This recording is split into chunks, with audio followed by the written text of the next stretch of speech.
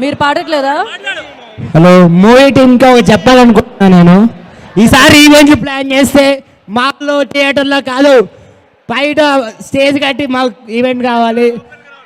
ఇలాంటి అయితే out of control. అసలు రెబల్స్ అంటే తెలుసు కదా, రెబల్స్ అంటే rebel star India's biggest super star.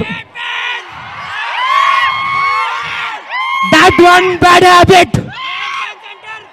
ఈసారి మాకు ఫ్యాన్స్కి కంట్రోల్ చేయాలంటే మీరు సరిపోరు. మీరు కాదు కదా, మీ అమ్మ మొగులన్నా సరిపోరు.